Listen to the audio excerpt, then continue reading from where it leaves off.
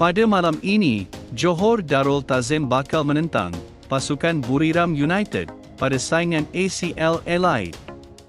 JDT pasti mahu menang perlawanan ini. Ini kerana, pada saingan musim lalu, JDT kalah kepada Buriram United di round of 16 ACL Allied tahun lepas. JDT tidak membawa 5 pemain bintang mereka ke Bangkok, iaitu Matt Davies, Feroz Baharudin, Hong Wan, Ika Undabarena, dan Heberty Fernandez. Akan tetapi, JDT membawa skuad terkuat ke Bangkok untuk menghadapi perlawanan menentang Buriram United. Menjelang aksi pembukaan zon Asia ACL Allied, JDT kelihatan akan memburu kemenangan pertama ke atas Buriram United. Ini kerana berdasarkan 4 pertemuan lalu, JDT tewas 2 kali dan seri sebanyak 2 kali. Jurulatih JDT, Hisco Munoz menuntut aksi terbaik daripada pemain-pemainnya menentang Buriram United bagi saingan ACL Allied 2025 malam ini.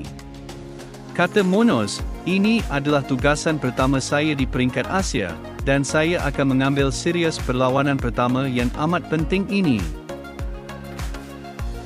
Justeru, kita sudah membuat persiapan ampuh dengan corak permainan yang akan diterapkan pada perlawanan itu. Pemain juga dituntut memberikan aksi terbaik mereka lebih daripada yang biasa, kata Hisco Munoz.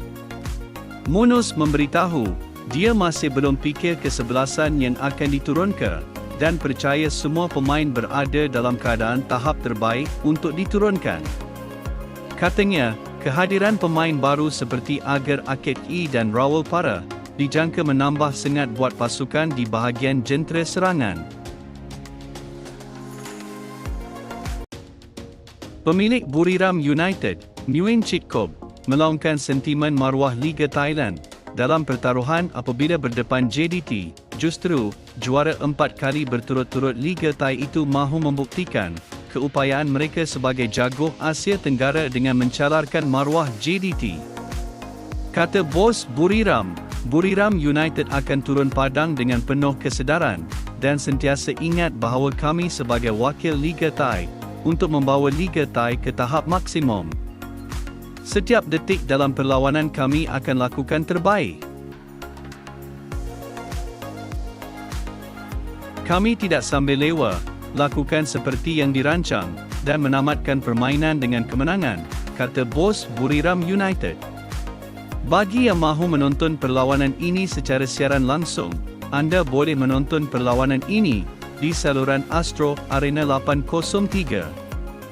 Ini kerana Astro Arena 803 akan buat siaran langsung perlawanan ini. Perlawanan JDT lawan Buriram United akan bermula pada pukul 8 malam ini. Adakah JDT akan menang lawan Buriram United malam ni? Sama-sama kita saksikan.